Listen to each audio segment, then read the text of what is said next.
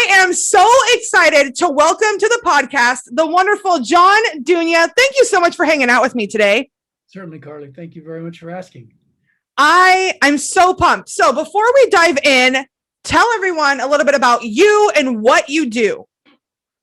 Well, I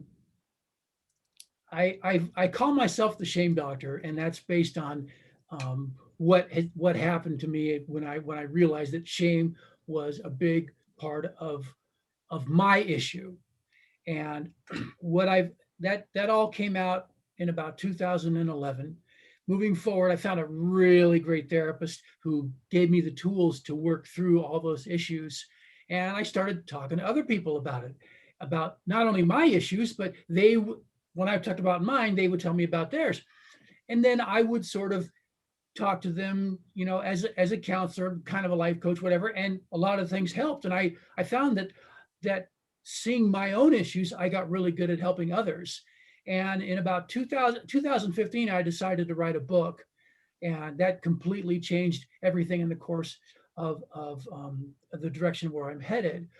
What I call myself is not a life coach or a counselor. I call myself a guide, someone who guides others on their journeys of emotional healing and greater personal development. Because for me, most of us, if not all of us, have something in our past that needs to be healed. A lot of people don't have that particular trauma that just holds them and grabs them and doesn't let them move forward. Some people can survive with some minimal things that went on in their life, but I believe everybody has something in their past that needs healing, and that's what I realized in me.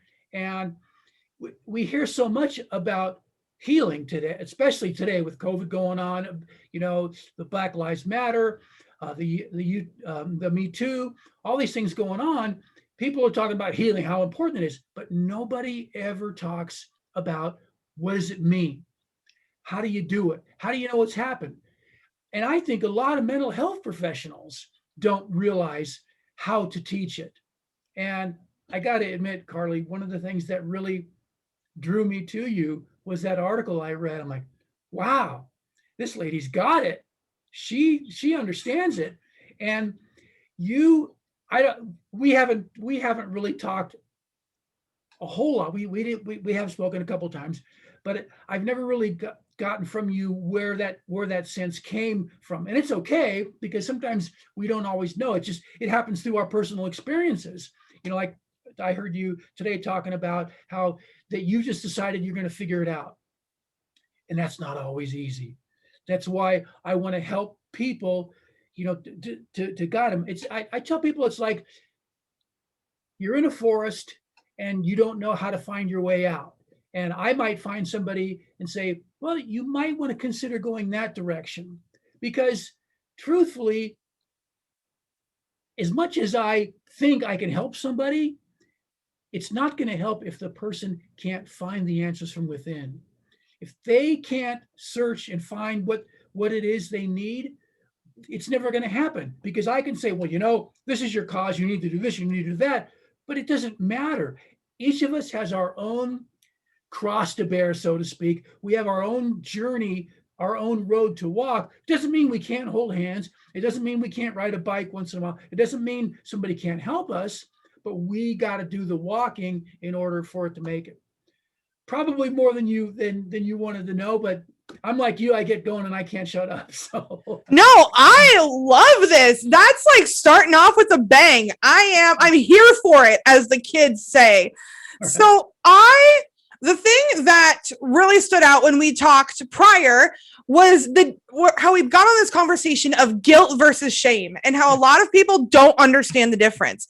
As survivors, we carry a lot of both, but a lot of people see them as the same thing. They feel like I'm guilty is the same as I'm ashamed. And I know that that's kind of like your sweet spot where that there's a difference. So why don't we start there? What's the difference between guilt and shame? Thank you. That's perfect. That's when I have clients, the first thing I do is I try to get them to the distinction. And every session that starts, that's the question I ask. Okay, explain, because I want them to know, because it is very vital, and it's, I believe, also in the healing process.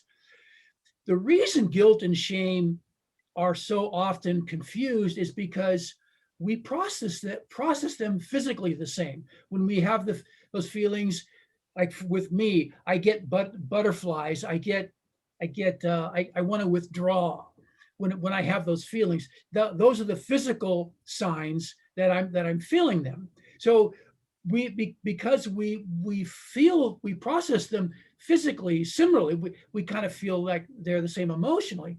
But there's a huge distinction. I'm gonna give you a definition, and then I'll give you a story that sort of will help clarify it.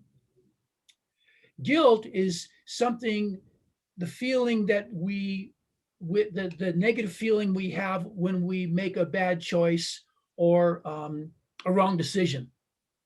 Where shame is a feeling we get because we feel like there's something wrong with us. And it's shame. I like to define it as the negative things that we've come to believe about who we were and are. And for an example, let's just say we were talking and I got really upset with you and I yelled at you and made you feel really horrible. Guilt would say, you know what, John, you shouldn't have spoken that way to Karleigh. That was wrong. You see how bad she is? And then I feel bad for making you bad. I made a wrong choice, or I made a bad decision. I shouldn't have yelled at you, but I let my emotions or whatever get the best of me. Well, if it were shame, I would say, John, you know why you yelled at Karleigh? Because you're an idiot, because you're a jerk, because you're stupid, you can't do it. And the difference is that that's how I perceive myself, as this dumb, unworthy, whole list of negative things that people have told us these about us, and we've believed it, unfortunately. And that's where the shame is. And the reason that it's difficult is because once we believe it about ourselves, it crosses that border of fact. And once it's a fact, we can't change it. Just like the sun rises in the east. The only way it's going to change if we start calling the east north. It's always going to rise over that particular horizon. It's a fact. And when we say, man, I'm stupid or I'm unworthy, and we get to those places, then it becomes a fact. And in some ways, almost an excuse. Well, I can't do it because I'm dumb or whatever. And we don't always make it to mean that way, but it takes the personal responsibility out of our actions. Where if we're guilty, man, I made a wrong choice. Now I might have to make up for it. I might need to do something. But the thing is, guilt can also be a moral compass. It can help us change our behavior in the future. Remember, John, when you yelled at Karleigh and you made her feel like she's really bad? Remember how bad you felt. Remember that next time you start to get angry with somebody. Don't be so quick to get anger, because you're going to create this mess or whatever. And so guilt a lot of times can be this sort of moral compass to help us change future behavior. And the interesting thing is, if there is a lot of times too much guilt, then it can become shame. Because why did I do it? Why? And we think we second guess ourselves, rather, instead of trying to solve the problem, we just succumb to well, it's not going to change. And at that point, now the guilt has become shame. So there is a line between it, and believe me, psychologically, those are two huge concepts. What I'm discussing them on now is a individual level. I can say right now, I'm ashamed to be an American, and that's because of everything that's going on. And it's a whole culmination. And I don't want to get political, but that's what I'm only using as an example because of what's going on. The Black Lives Matter, all these things that are going on, and it just seems like America's just dividing and falling apart. I can be ashamed to be an American. That doesn't mean that I have this particular shame that can't be healed. That's a larger issue. But personally, when we talk about guilt and shame, that's the difference, where guilt is a bad decision or a wrong choice, and shame is there's something wrong with me that I can't fix. I think that is not I think, I know that that's so important. And I love how you mentioned, my brain's going all over the place. When you mentioned that you can hold on to guilt for so long that it becomes shame. And that is the thing that I think a lot of people miss when they don't understand the difference between the two. Because like even today on my IG stories, I was talking about the shame that we feel as survivors because of the toxic behavior that we had in the survival brain moment, where we feel guilty, where it's okay to feel guilty about those things because it's knowing, okay, it's not good that I treated people that way because I was hurting. But we don't think of it that way. We let that guilt sit for so long that it becomes shame, where we think of ourselves as parallel to the abuser. And so we feel like we have to carry the shame, and that if we don't carry the shame because the abuser doesn't feel shame, then we're just as bad as them. Yeah. And sorry, go ahead. I'm sorry.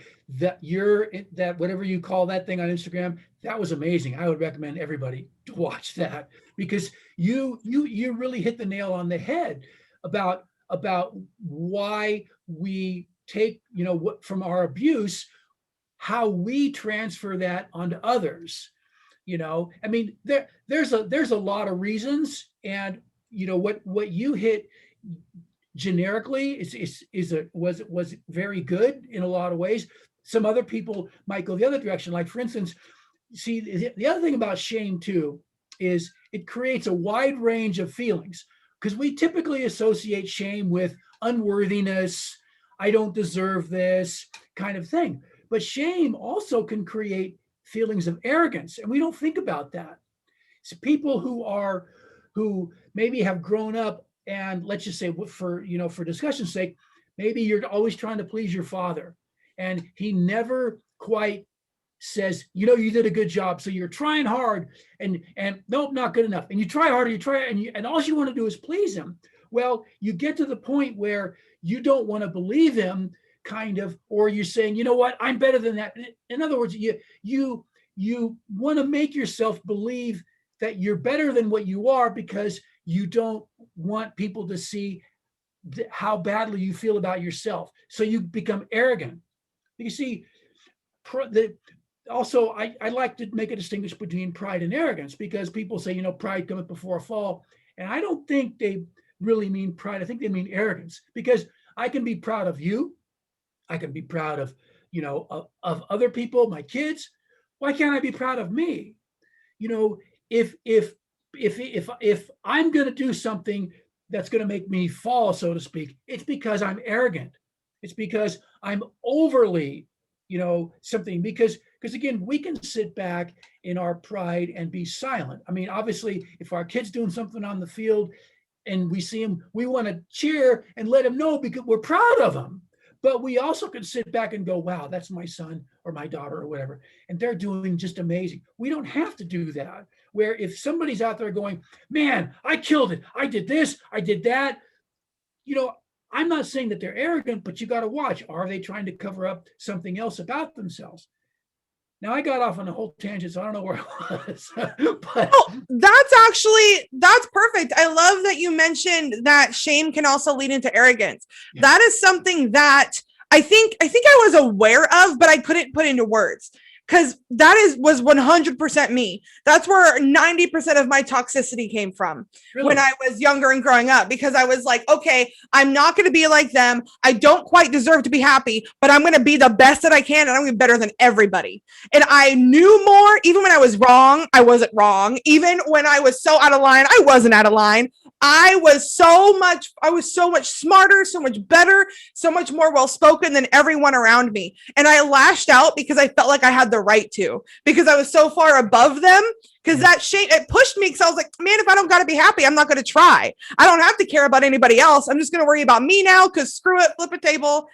And that's I think where a lot of that, not all of it, maybe not even a lot, but at least like 50% of that toxicity, that behavior comes from. Yeah. It's because it's like, okay, well, if I'm not allowed to be happy, then no one's allowed to be happy. Interesting. When I grew up, I was in a religious organization, and really beat on my shame, because it's a perfect tool for religion. Don't do this or you're going to hell. You got it. You know what I mean? Perfect. And so I was always this feeling of unworthiness. I mean, I got to the point where I believed the worse I felt about myself, the more I was pleasing God. Now, imagine that's a perfect environment for shame to thrive. Now, there is one area where I was extremely arrogant. And ironically, that was in my religion.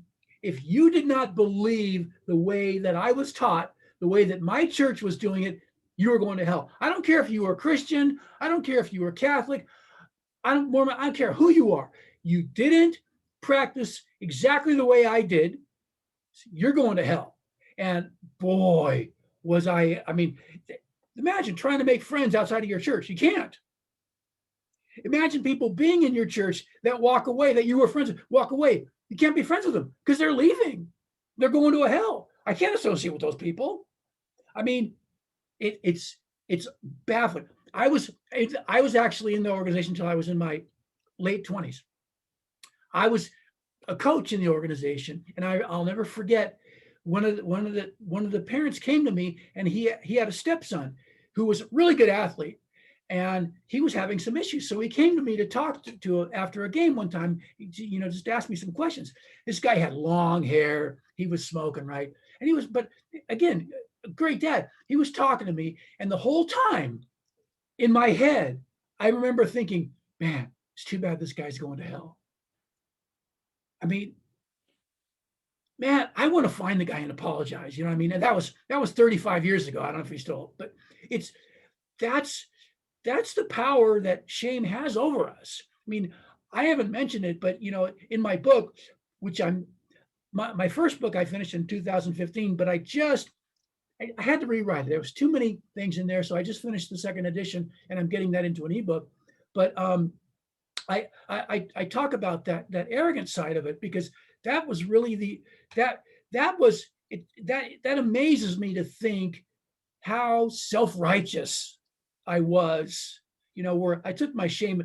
Mostly it was all unworthiness. I got plenty of stories in there how I wasn't worthy for God to give me the answers. So I was actually trying to figure out how my spiritual leaders would want me to act, because if I did that and they acknowledge it, wow, I'm thinking like God's thinking. Now I'm going to be great, right? I mean, it's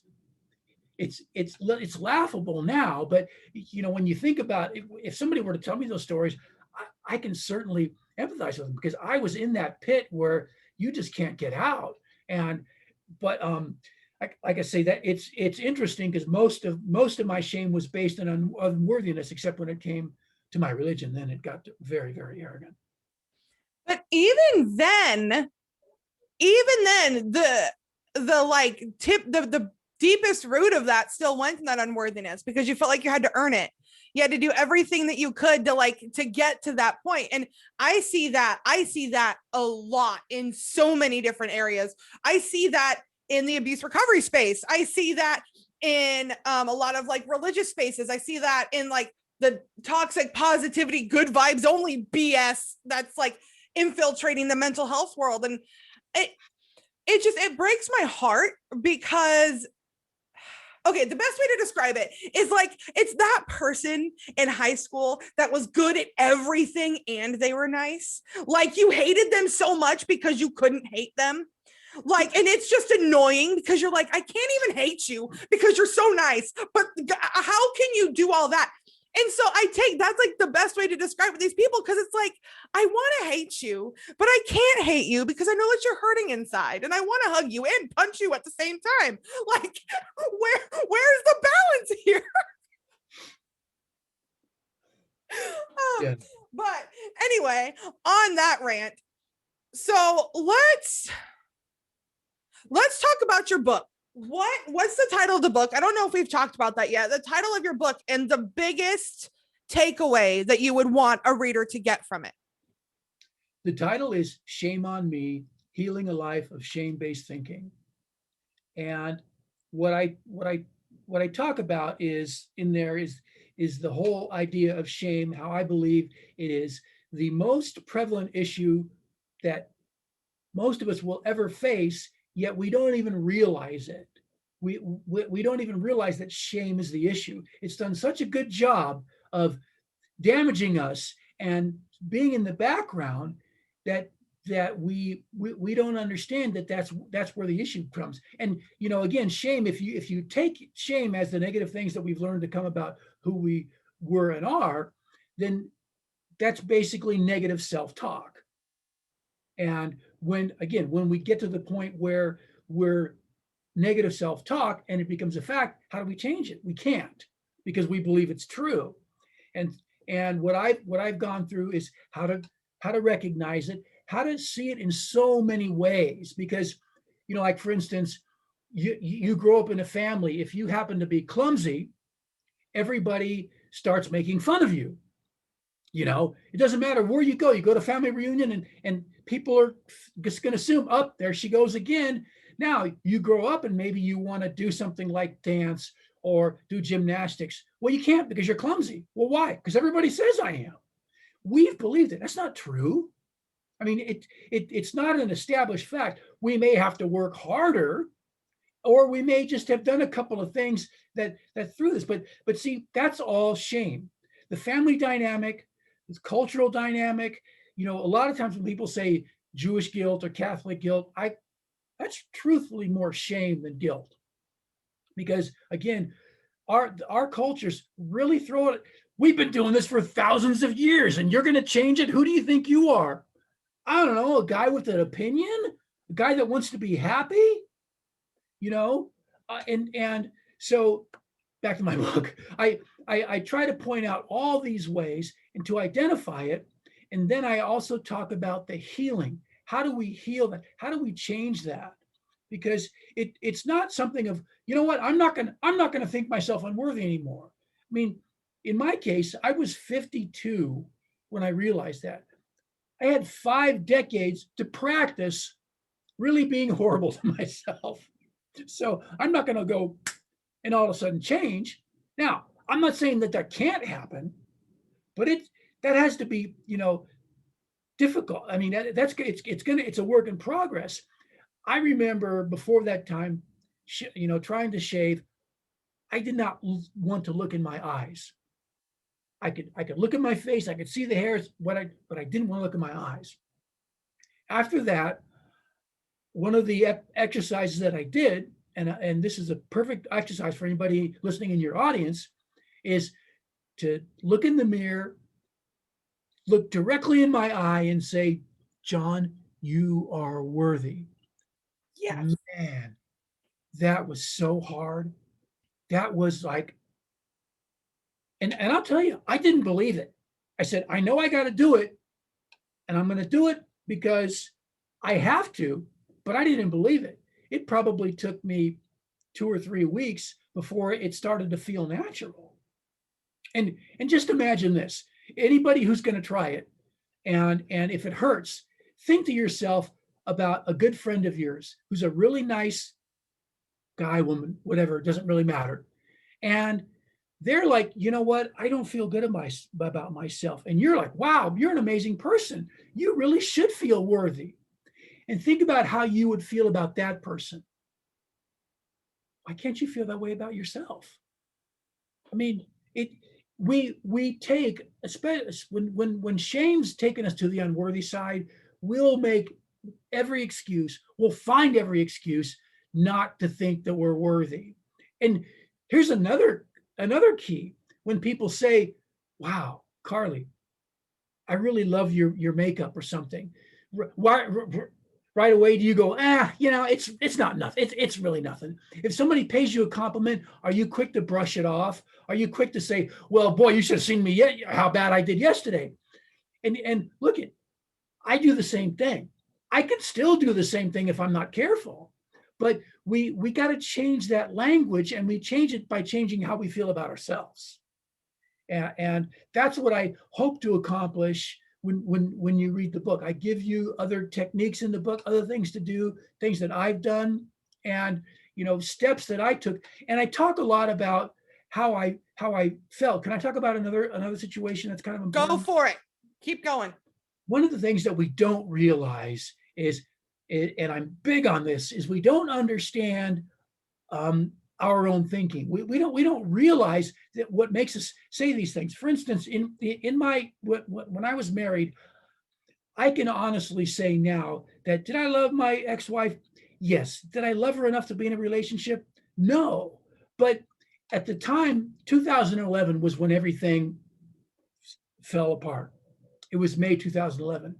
But if you would have come to me in April 2011 and said, you know what, John, I really don't think you love your wife enough to be in a relationship, I would have, what? What do you, there's nobody on this planet that loves their wife as much, if not more, than I do. I didn't even want to think about the fact that I didn't love her, because why? What kind of a horrible person would be with somebody for 22 years and doesn't love her as much or as anybody else? So I wasn't even going to give that thought any consideration. And believe me, there were other things, not just that in my relationship, other things that I had to look at and say, what is it about my thinking that I don't understand? Because, I mean, we want to look at ourselves as rational, intelligent, kind, whatever. We want to think that what we're thinking is appropriate or right. We don't wake up in the morning and say, man, universe, what are you going to show me today that I'm really, really missing out on? We don't meditate on, please show me how crappy my thinking is. We don't do that.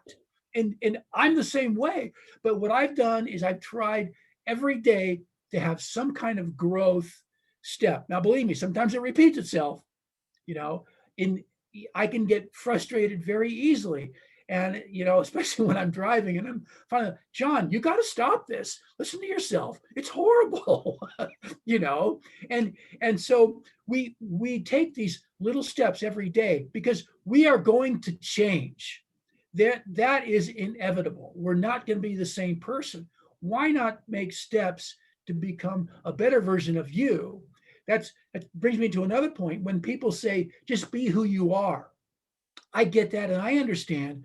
But what I say is, try to become the best version of yourself, because that's what I want. I want to become a better person. I'm the whole idea of authenticity. I get it. But you know what? If I do something that tomorrow I see is not authentic, I still did it. I was still authentic. Maybe I wasn't the way I should have done, but I still, maybe I succumbed to something. I don't know what it was. It depends on what I did. But that doesn't mean I wasn't authentic. I just wasn't. Maybe I lost some integrity. I lost some kindness, whatever the case is. So instead of being who you are or being your authentic self, try to be a better version of yourself or the best version of yourself as you can. And are you going to fail? Absolutely. But you know what? It's like baseball. Most people, when they go up to bat, they don't get a hit. They don't get on base most of the time. And that could be the way life is. Sometimes we might get a better average. And the more we practice, the better we're going to become.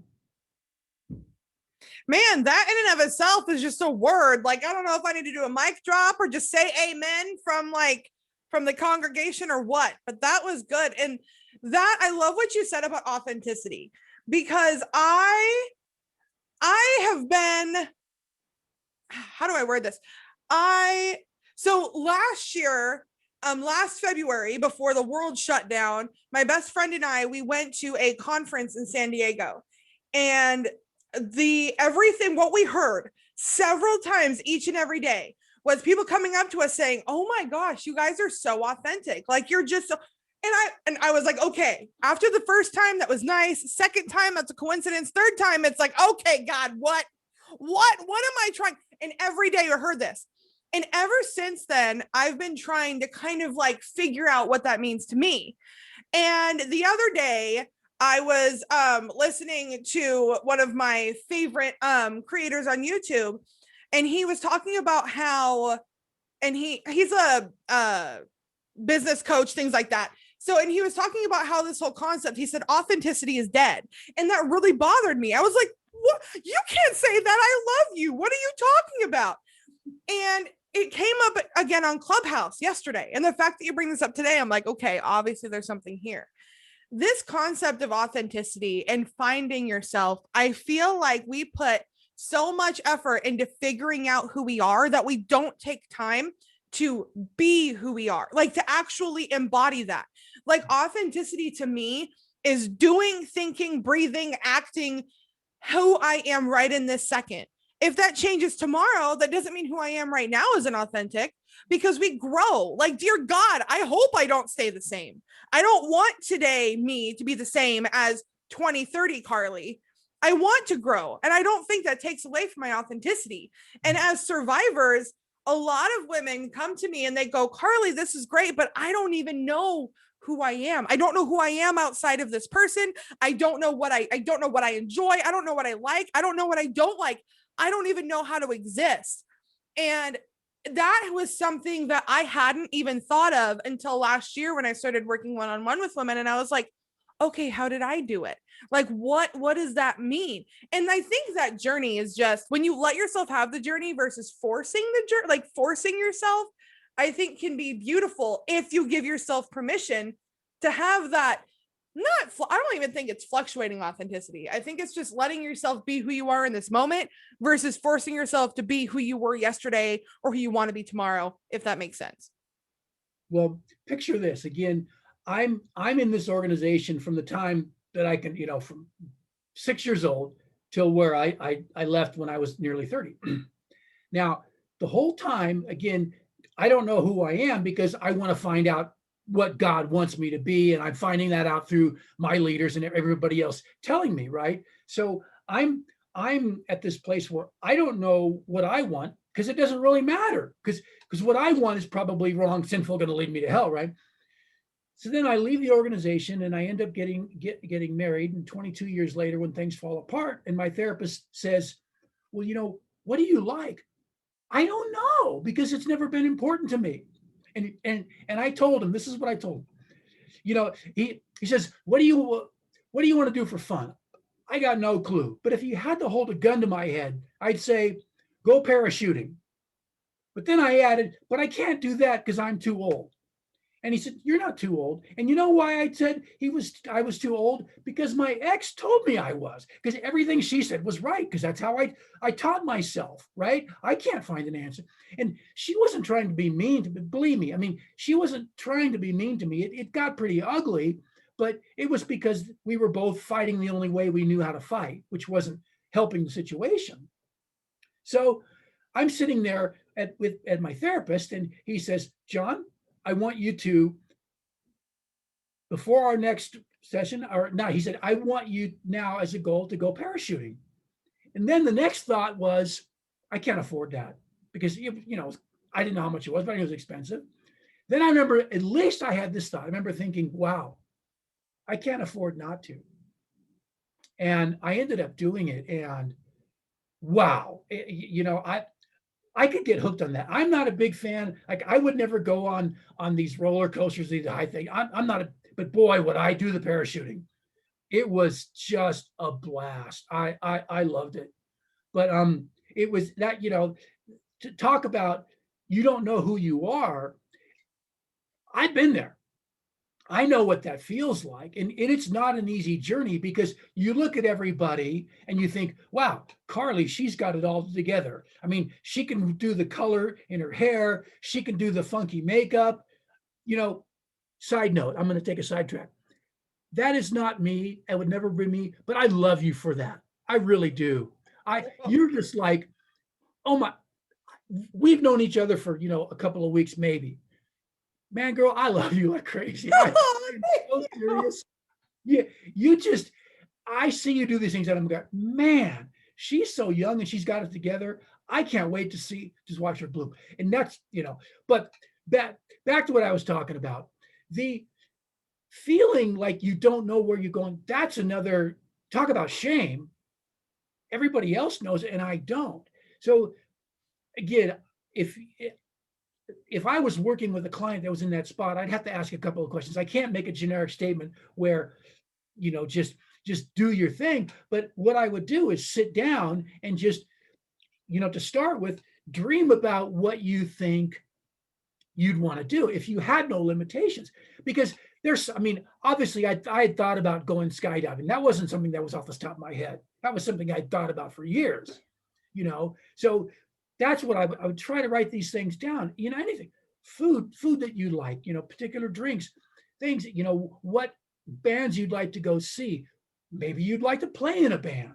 Maybe, maybe you always dreamed about being a fine artist and you want to paint. Anything. It doesn't mean you have to do it, but just start the practice of self-reflection, looking inside yourself and thinking, because believe me, you've been telling yourself a lot of lies for the most part. And if you can sit there and go and just become open-minded and saying, is this a lie? Maybe it's not. This is another interesting thing too, because when I was at my session where I had shame, when I realized shame was my problem, that was February 22nd, 2013. I call that my Independence Day. Oh, I love that. Oh, thank you. When I realized that shame was the whole issue, I walked out of that meeting and I became hypersensitive. I got in my car and I'm like, I'm going to turn right. Is that because of shame? Now, it wasn't. It's because I was going to get home. Now, here's the next one. It was late. I think it was dark already. And I remember thinking to myself, okay, am I going to go home and make dinner, or am I going to stop and buy something? Now, is that shame? That was because, am I going to spend money? Do I deserve to spend money on myself, or should I go home and just make something? That little itty bitty incident, that's shame. I think I went home, but the fact that I realized that thinking I didn't deserve to buy myself something was shame was clarity enough. I didn't have to, so I'm going to prove myself wrong. I didn't have to. Wow, that's shame. So I didn't, again, I don't remember what I did, but I became very aware of everything that I did. I'm going to, like I say, I'm going to go home, or whatever the case was. I started to use that really, like I say, it really brought a hypersensitivity, and I would share it with people. Now, again, the one thing that I don't do is if I'm talking to somebody and they tell me something, I tend not to. I don't like being absolute. I tend not to say, you see, that's shame, because again, the important thing is for the person to realize it. I might ask them, do you think that was shame? Do you think that was guilt? I might ask them to prompt them to think about it, but I cannot sit there and say, Karleigh, that was shame, and you can't be that way, because I'm using shame on you, toward you, to get you to change. So these things, it's very important that we understand them, but we're going to need our handheld in the very beginning. And it's okay to mess up. It's okay to be wrong, because we're going, again, like I say, you spent 20 some odd years in all of this horrible mindset, all that was trapped by the way you were treated. And you're so, I'm sure you thank the universe, your lucky stars, every day for getting you out of that trap.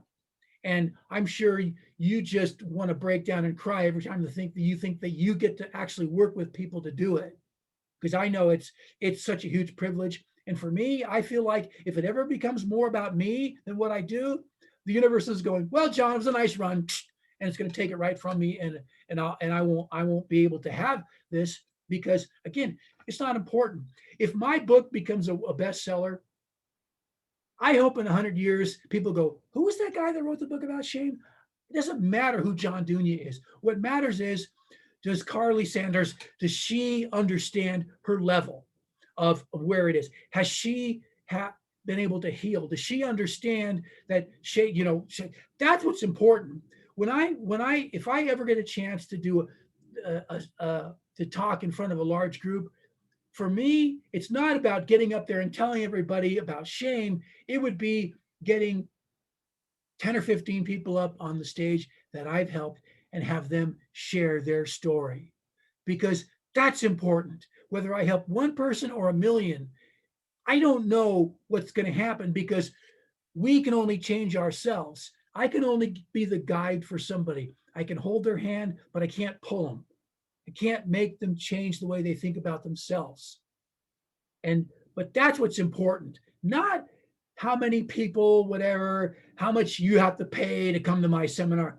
That's not important. What's important is that you are the one who sees the importance. You are the one that takes possession of it. Like you say, you've decided to do something about it. Now, at that point, Karleigh, you and I can help those people. Mm-hmm. And that's the sweet spot. I remember growing up and everybody said that age old thing, well, you can lead a horse to water, but you can't make it drink. I hated hearing that. I didn't fully understand what it meant. Yeah. And I was just like, what? Like, I was so frustrated. I was like, okay, I get it. Like, can we just like beat the dang horse? It sounds so bad. Like my vegan heart now, I would never like say beat the dang horse, but yeah. Like, I didn't get it until I started doing this work, because when you reach that place, you get so excited and you're like, oh, I think I've tasted what freedom feels like. And you want everybody to taste it. And so then you're like forcefully dumping water on people, not actually. Well, sometimes I got brothers sometimes, but like, figuratively. And they're just sitting there like drenched in all this information. Like, why are you talking to me? Why are you so happy? Why are you? And it reaches a point where you just like, the hard thing for me is realizing like, I can't snap my fingers and make everyone realize that personal responsibility is not a burden, it's a superpower. Like I can't just do that. But there is nothing better for me. Like there is nothing brings me more joy aside from my 7-year-old than when you work with someone and you start to ask those questions and that realization comes and it hits them like, wait a second. That voice in my head was put there by my dad. That voice in my head was put there by this horrible pastor. This message was put there in my head by my ex-boyfriend. That's not my voice. Wait a minute. If it's not my voice, that means I don't have to listen to it. Like what? Like that realization of like the light in the eyes, that it never gets old. Ever. And selfishly, it's so selfish of me that I do what I do, because I do it for that moment, because it brings me so much joy. And that is what I hope. Like if nobody ever gets anything else from me, I hope they allow the seed to be planted about how powerful personal awareness is and personal responsibility is. Like it's seen as such a negative, but when you realize that you have control over your life, you get angry, and that's okay. Get angry, spend your time, grieve and all of that. But then realize like, oh man, I can literally grab life by the balls and do what I want with it. Like how freaking cool is that? But don't sell yourself short, please, because I'm sure there's already a lot of people you've helped. And so, shoot, you're so young. I can say, I just want to live to 100 just so I can see how you evolve and how the people that you help, because you have that level. I mean, I'm 62, right? And even though I grew up in this religious background, I'm kind of a straight-laced guy. I don't do anything, but it's, I'm open. I'm becoming open to things, because again, it's not how we look necessarily, but it's not how we look. It's how we understand ourselves and how we become aware of ourselves. And just because somebody has a different taste in music or art or whatever, doesn't mean that they can't have that self-awareness. That would be very arrogant of me to believe, well, look at you, look at all those tattoos, weird, I don't have any tattoos, and I don't plan on getting any, but that doesn't make me better. It's just my personal taste. Mm-hmm. And I'm open to that decision, because again, most baby boomers have the whole idea that, well, look it, I know I got beat, but it made me strong. And if it was good enough for me, then it's good enough for you, which is, again, that's how my generation passes along shame. We're the ones that look down on millennials and call them lazy and call, all these things. But you know, I look at it as my generation was the one who raised the price of houses so that you can't afford on one job to buy your own home, that you have to live at your parents' house because of what we did, that, you know, you have the guts to not agree with me and talk back, where I would have never talked to my parents that way. What's wrong with you? You know, I was just too chicken because I didn't want to get slapped or whatever, because I had to be a good boy and I couldn't disagree, you know, so we keep our mouth shut.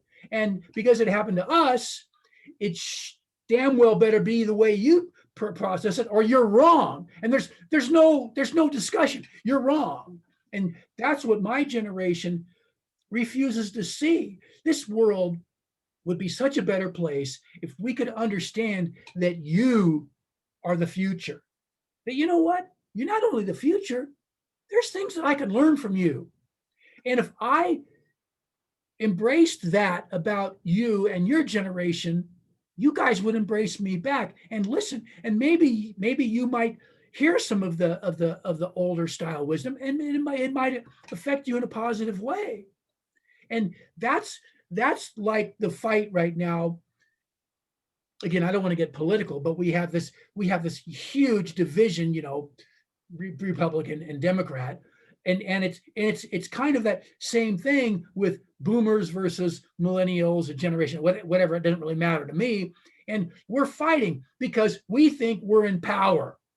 We can make the rules, but it doesn't matter how many rules we make. We're going to be dead soon, and you guys are going to be ruling it. And if we don't help guide you with, say, hey, you know what? You probably don't want to make the same mistake we did. So think about this, rather than, if you don't do it this way, you're stupid. You know, that's our advice. Do it my way or you're dumb. You know, I mean, you guys don't put up with that. That's not your reasoning. And thank God it's not your reasoning. You know, otherwise we'd have this big stale world walking around with a bunch of stuck up people who think their way's the best. So. And, you know, now that you bring that up, I do believe that the root of that is also in shame, because I've had to learn now as a parent who is in a multi-generational household, raising my son so differently than the way that I was raised. And what I get to hear all the time is, well, when I was growing up, when I was this, when I was that. And I look at him and I go, well, how's your relationship with your parents? How do you feel right now? How many times have I had to hear you talk to me about how you wish things were different? Like, do you want to have that relationship with your grandson? Like, I got to be careful what I say, but like, do you want that? But that connection isn't there, because I feel like from the people that I've experienced that are from those generations, they weren't allowed to, or you weren't allowed to truly feel and process. It was shut up, put your nose down, put your nose to the grindstone and work and hustle till you die. Like, that's all it was. It's all it is. And you do it the way it always been done, and you don't question authority, particularly so with those of us who grew up in military households. But that has been one of the hardest things for me to watch now, because I used to watch it in anger and arrogance about how much better I was. And now I look at it and it breaks my heart, because it's like I get to watch like now my grandma and my parents, and they don't even know how to process their emotions now. Like, they don't know, because they weren't ever taught to, they weren't ever allowed to. It was just gaslighting and shame and manipulation, not because they're bad people, but because that's what they were taught. And so now, even when you give information, like I nerd out on neurology, like brain science, I geek out so hard, whether it's the actual brain or psychology. It's the same thing, but like different learning pieces. Words apparently aren't working in my brain right now. But like, even when you present with facts, it doesn't fit with their narrative. It doesn't fit with what they were told. And so you can tell someone that 2 + 2 = 4, but if they've been told their entire life that it equals 6, It doesn't matter how many times you break it down, it doesn't compute in their brain because they don't want to, because not, I don't know, maybe because either they don't want to, or at the moment, they're unable to see anything a different way. And that's what shame, particularly like generational shame, I've seen. And it hurts my soul. Yeah. Yeah. And a lot of times in that situation, people in my generation is because you believed it this way and you feel it's right. You don't want to admit that it's wrong because I've believed that wrong for all those years. Just like that whole thing about not really truly loving my ex-wife. I didn't want to look at that because that reflects bad back at me. And we get that way, where if we had this growth mindset where I want to learn, I want to find out what's wrong, then we would almost welcome those things in a sense. And again, it's not like, yeah, I discovered something wrong with me. So sometimes I have actually felt that elated, but typically I don't. I mean, that really started with my fiance. She would say something to me and I would go, I'm not like that. And then I would think about it and say, maybe she's right. And that happened about 3 or 4 times. And then I remember thinking one time she started saying something and immediately I dismissed it. But then in my mind, I went, wait a minute, John, she's been right on so many other occasions. You better listen. And now when she says, that's the place I go. She's not always right, but the majority of the time she is. And that was a process that I had to take. That I worked at it. It wasn't something where I just said, I'm going to change the way I think about it. No, I work at it. The thing that we got to remember again, that life, that all this is work, it's practice. It's like golfing or shooting bat. I mean, I don't really golf, but I did play basketball in high school. You got to practice free throws. And the more you practice and practice right, the better you become. And it's the same thing with our own personal development habits. The more we practice, the more the better we become at it. And it's just a matter, again, you and I, we're personal development nerds. We eat this stuff up. And thankfully, we can also make money while we're doing it. But some people, they work 9 to 5, a physical job. They're tired. They don't have the time to do it. And that's fine. I would try to suggest maybe one day a week where you're reading a book or maybe writing. For me, writing is so much better. But then it's your perspective mainly. You don't get perspectives from other people. That's why it's important to read also. But try to pick something out other than just going to church. I mean, I know people do that, but do something where you're not just listening, you actually are participating. You're doing the sermon, so to speak, whatever, where you're actually getting in there doing the nitty gritty and not depending on just listening to somebody else. That's growth. You may be correct, right? You may not necessarily be right, but it's the whole practice of taking those steps is what becomes beneficial in our lives. That is so true. And the thing, like, it popped in my mind, I don't even know what popped in my brain. I don't know what on earth. We're going to roll with that. I don't know what my brain's doing right now. But when we were talking about like the generation gap and, generation wars, I did not realize, like when I started this, I assumed that I would be working with women that were closer to my age. Probably 75-80% of the clients that I've worked with have all been women between 38 and late 50s. Wow. And it's been that same thing of working to help them to understand that they unfortunately accepted that they were wrong, and they were wrong in allowing what they allowed for so long. And that is so hard. I mean, and I was someone who I was, I think like 24, 25 when I came to that realization. I cannot even imagine having 3, 4, 5 decades of that, having to undo it. It feels so heavy, especially for that long, thinking that it was your fault and accepting that it was your fault, because, there was this concept of like man is man, woman is woman, man's above woman. I get to do to you what I want because I'm the man. Yeah. And realizing that that didn't have to be that way and it shouldn't have been that way. That was just something that we were fed. Accepting that it was such a core of their life that accepting anything different is the hardest thing. After they get past that, I'm not saying that it's easy, but it's majority of the time is working on that alone understanding. And then after that, once you like, that's opening Pandora's box. Once you finally pry that thing open, everything else is like, what? There's color here. There's this whole life to live. Like, and it hurts. It like physically, when I think about it, it physically hurts to think that there are so many people living like that. And they truly carry that weight and they carry that shame and they truly believe deep down in their being that it's their fault and it's their responsibility to carry it. Yeah.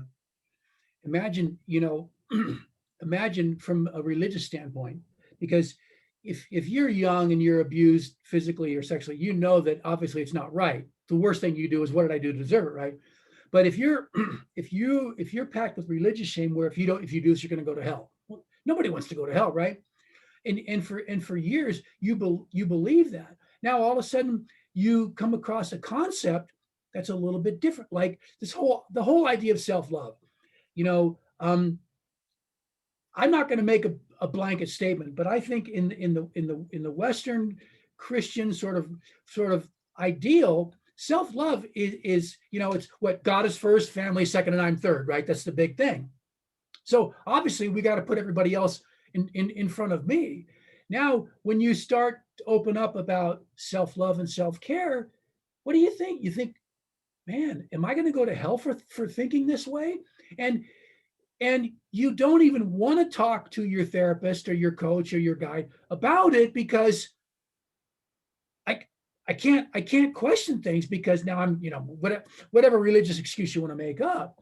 And that was one thing that I was so glad that when I mean, it had been 20 years since I had been a part of the organization, so I wasn't really worried about it. But I know that there was some ideas that I brought to my therapist that, man, I would have already been banned from that organization had I brought it up back then.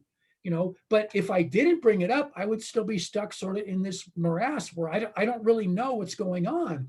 Because again, I'm not saying that all religion is bad, but what I do say, and I say this explicitly in my book, religion is there to help us become a better human, to help us life, live a happy life, have a purposeful life. If your religion is making you feel bad about who you are, that is wrong, because that is shame. All right.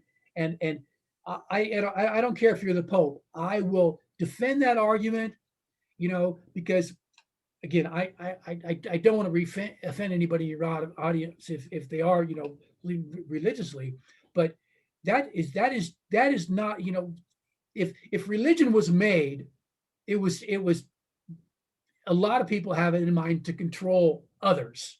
Don't do that, you're going to go to hell. You better give money or you're going to go to hell. What choice do I have?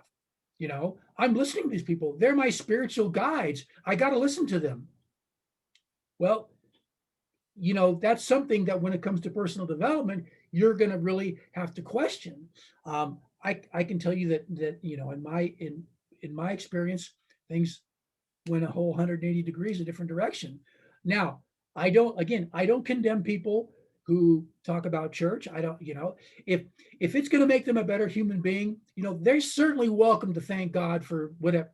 I'm not, one of my clients that, she so many times has written on Facebook, I'm so thankful that God brought John in my life. I'm not going to take that away from her. I'm glad she feels that way. I'm glad I was able to help her with the shame, and if she wants to thank God, fine, perfect. I don't want to take that away from her. So, I'm not a religion basher, but I'll tell you one thing, your religion better not make you feel bad about who you are. I will come to your defense for sure.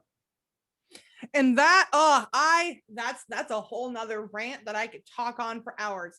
But I will say this, that was something that I had to face. So I myself I am very strong in my faith. I do believe in God, but I do not agree with the humans that have twisted who God is.